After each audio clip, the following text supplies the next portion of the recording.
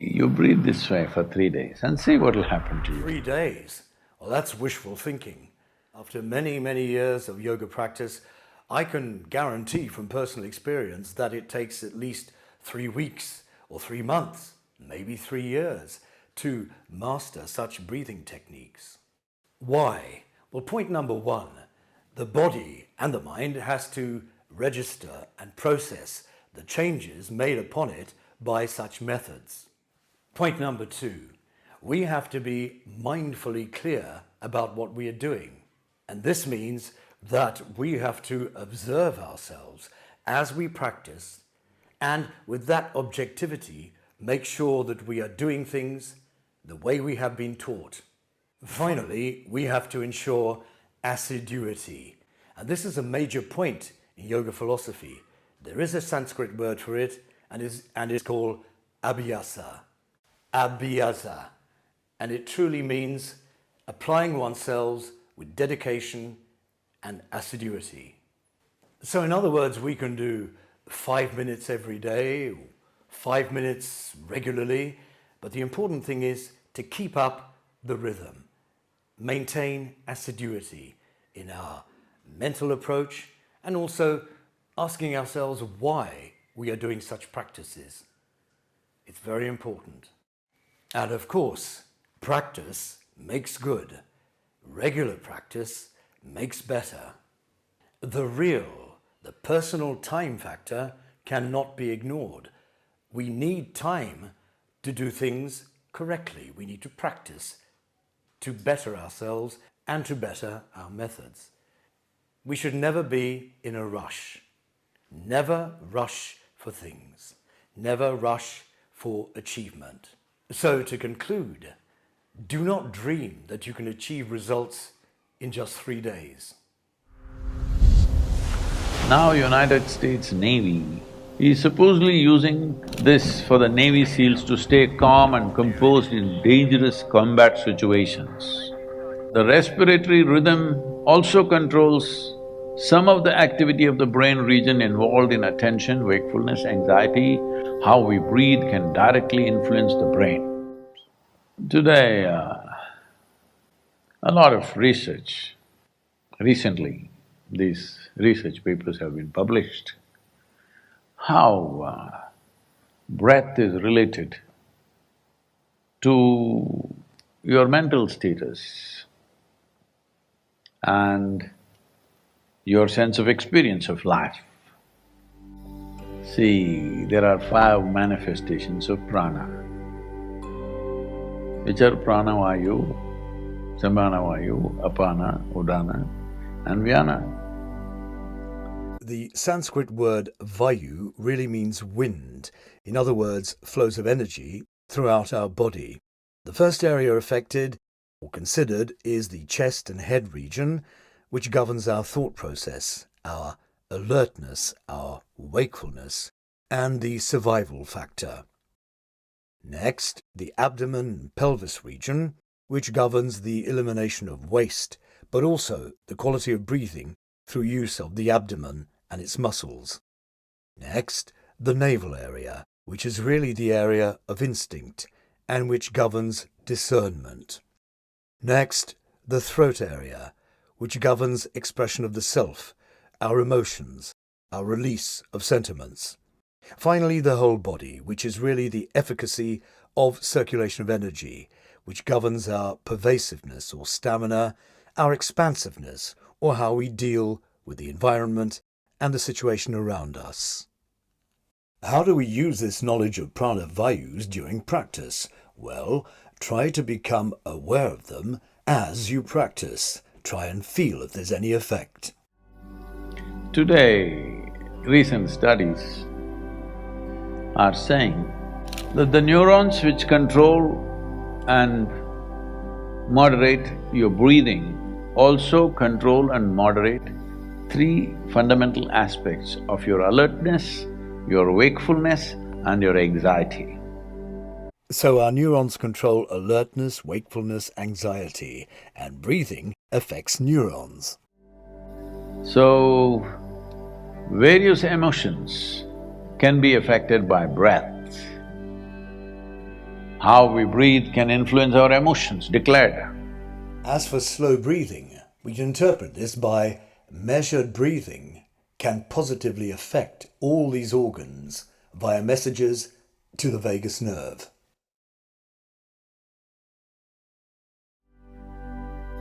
Slow breathing activates the vagus nerve, which calms the body.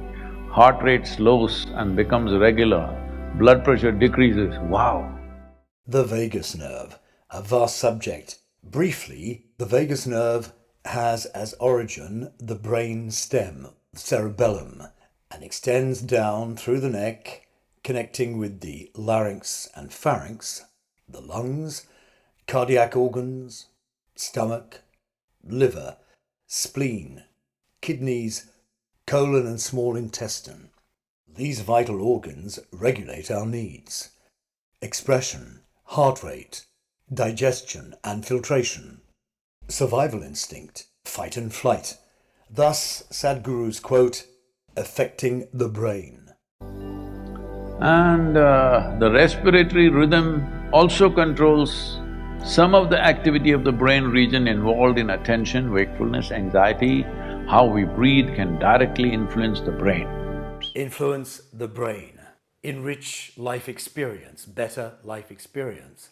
Well, it stands to reason that if we offer therapy to the vagus nerve, then the impact on the brain will be positive. So, exhale for 4 counts, hold for 4 counts, inhale for 4 counts, hold for 4 counts. That is 1 cycle. Continue this. Now here he's talking about 4 by 4 count breathing. In breath 4, suspension 4, out breath 4, suspension 4, and a new cycle begins. Well, we taught you a proper science of how to breathe like this. We taught you breathing techniques. Sadhguru's being a little bit cynical here, or at least sarcastic with his laughter.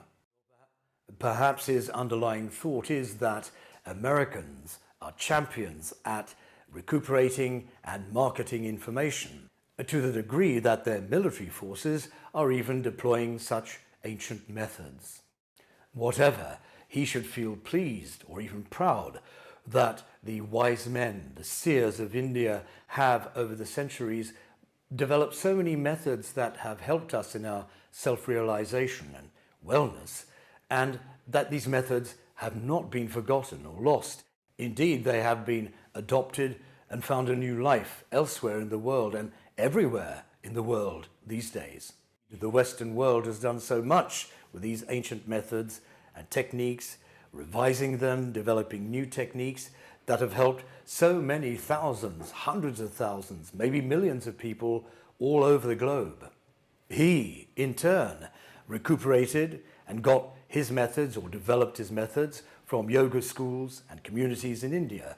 I'm thinking right now of the Ramakrishna mission, for example. Isha Foundation and Sadhguru are not the inventors of this method. Shakti Chalana Kriya, are some of you doing this? Well, if it's properly done, you can manage the very chemistry of what this is.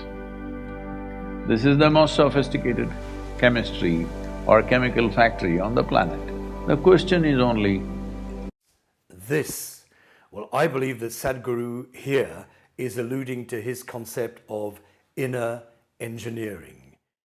Inner engineering, wow, what a portentous name. I wonder who thought up this concept. The question is only, are you a great manager of this factory or are you a lousy manager? That's all there is. In this video, I reflect on a specific pranayama or breathing exercise that Sadhguru markets as Shakti Chalana Kriya. Shakti means cosmic energy that we inherit in our body. Chalana means method of stimulating our ojas, the vital fluids of vigor in our body. Kriya means yogic body cleansing practices. In classic yoga texts, this method of breathing is also known as kumbhaka. Section 1 of the video. Sadguru claim of instant benefits. My observations. Section 2. Sadguru's claim of these methods used by the Western world. Section 3 of the video. Breathing, pranayama, and the vayus of the body. Section 4 of the video. Breathing and the effect on the brain, its neurons, and the nervous system. Section 5 of the video. Breathing and the effects on the vagus nerve. Section 6. Sadguru and his inner engineering. Section 7. Sadguru and his Isha Foundation. Section 8. Shakti Chalana Kriya, also known as 4x4 or box breathing, method of practice.